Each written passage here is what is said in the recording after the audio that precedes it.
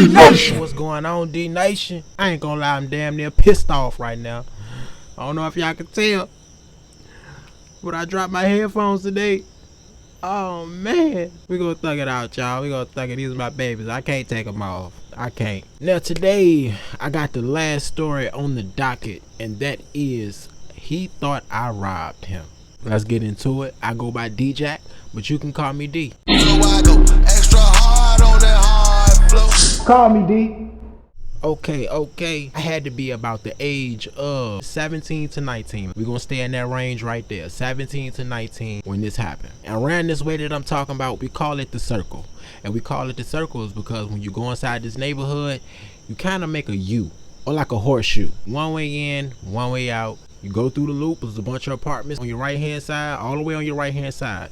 But on your left hand side, it's like a big medium. It's almost like a mini park with benches and stuff, like a big old medium in the middle. And when you come back down, it's the same thing. And these same apartments are those apartments I'm staying in with my uncle. That same story where I walked in that alleyway, police pulled up on me, they thought I was somebody I wasn't. And it's almost at this time like I'm on my own. I was still in school, I was still going to high school, but I didn't have no real structure in my life. You know, my dad was staying with his girlfriend with my younger brother. My older brother was staying with his grandmother. My mom passed, but I got to get myself up at school. I got to feed myself. I'm staying with my uncle and everything, but it's really just me. You know, I'm really just out here like, hey, I'm starting early. So I was kind of already used to being out on my own. Now we had these blood dudes around this neighborhood. And these blood dudes, I kind of knew them. I kind of had some type of connection to them because of my godmother. Now my godmother was my mother's best friend. God rest my mother's soul. And when my mama passed, our godmama, she kind of, you know, took us under her wing, kind of made sure we were straight. Anything we needed, she always made sure we was good. And I meet this blood dude through her. You know, one day, I actually remember this day. I was running from truancy. I'm coming from school, I'm running from truancy.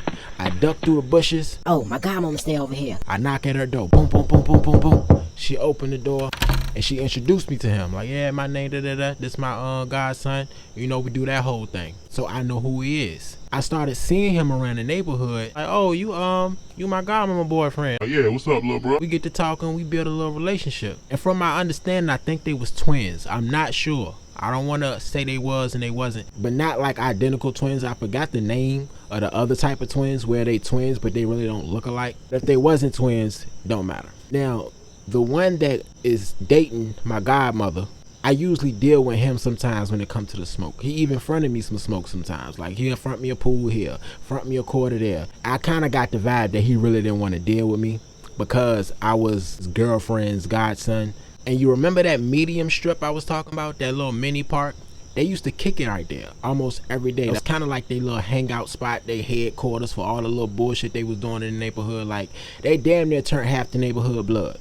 Now by this time, I got all that blood shit out my system. I wasn't even thinking about doing nothing, blood, flagging, nothing. I didn't care about none of that. I come to find out he's from California, and he had did time in the penitentiary.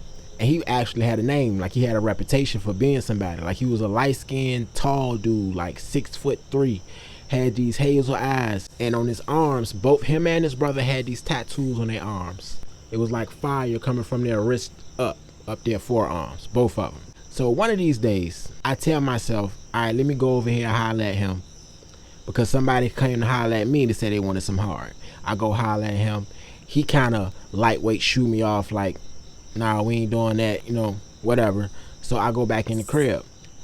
I talked to my girl and let her know I was coming over there because I wanted to have a little special day with her. You know, I really had this day planned. I don't have a car at this time. I don't have nothing. All I got is my weed money and my grades. And I got the whole thing planned out. I had a play. I had a switch that used to come by and buy weed for me. And it was one of the only plays I had. But he drove to me. I mean, he was real cool. He was an older dude. He had give me rides places. Like, he always looked out for me for some reason. I don't know why. And I planned it out that, hey, when you come this time, can you drop me off at my girl house? But when you drop me off, can you drop us off at this restaurant up the street? You know, I'll give you some extra smoke. That's cool, man. That's cool. That's cool. I can do that, man. I can do that, young, and I can do that. Alright, cool. And he was always riding with his wife. Seemed real weird to me. I don't know why. Like, they was this real older couple and they always came to buy weed, but they was so overly nice. Like, it always felt weird to me. They always drove this dark van, and it just felt, I don't know, bro. Every time I was in the van with him, bro, I just felt like they was about to take my ass to a farm somewhere. Like, I ain't gonna lie to you, but I wanted the money. So when I set that up, now I gotta go get the weed. I had a little bit of weed, but I needed some extra. So I go holler at one of these brothers, one of the blood brothers. Now the brother that I'm hollering at this time is the younger brother. The younger brother was shorter, he had dreads, he was a little more wild. The older brother, he was tall, lanky, but he was calm, he was cool. It was kind of like yin and yang with them. I hit him up like, hey, I'm trying to get such and such. I need such and such. I got this much, what can you do for me? He always gave me mega deals on the smoke. At the same time, this was mid I was dealing with. I was not dealing with loud, it was mid. So he tell me, that's cool, little bro. That's cool. I'ma leave the apartment door open. I'ma leave it unlocked. So what you do is just come in. It's gonna be right there on the table when you first come in. Leave the bread. Just take the smoke. I bet I can do that. Simple enough, right? I do just that. His apartment building is probably, I'm gonna say 3 apartment buildings down the sidewalk. I'm gonna probably say 300 paces, if you know what 300 paces is. Only reason I know is because I got a habit in counting my steps. I don't know why. Maybe it's the ADHD in me, but I got a habit in counting my steps. I always did that for some reason. So I get to the apartment, and even though he said it's unlocked, I still knock on the door to let him know, hey, I'm here, I'm about to walk in, I'm about to get such and such. I knock on the door.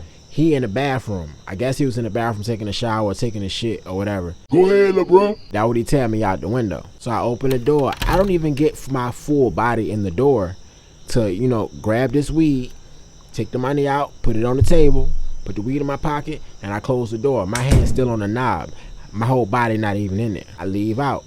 I knock again. I'm good, bruh. All right, little bro. Transaction over. Go back to my crib. I call my girl, let her know, hey, I'm on the way. I call my ride, my play. I let him know, hey, I'm ready. Everything's set up. So my play come through. He picked me up. I'm in the damn van feeling all weird again.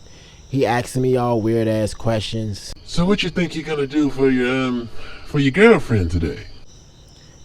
Just a regular, you know, thinking about taking to a nice restaurant, you know what I mean? My plan was to take my girlfriend to every restaurant in the area. I wanted to kind of check the boxes off in every restaurant in the area. Like, I was adventurous like that. I wanted to go check out everything. I'm like, yeah, man, just something regular. You know, we just going out to eat. You know, I want to do something different for her. I'm always just going over there just to talk, and shoot the shit. That's all I ever do with her. So I'm like, let me do something different. I got a little extra change in my pocket. Let me do something for her. Yeah, man, that sound good, man. That sound very good, man. Hey, look, hey. Nothing wrong with that, young man. Nothing wrong with that. Like, bro, he was real over the top, man. The way he talked, man. He put emphasis on all his goddamn words. I'm about to get out the van. I tell him, like, I'll be right back. I'm going to get my girl. All right, now. I'll be right here, man. I'll be right here. All right, bro. I'll be right back. So I go to my girl, John, knock at the door. Her mama comes to the door.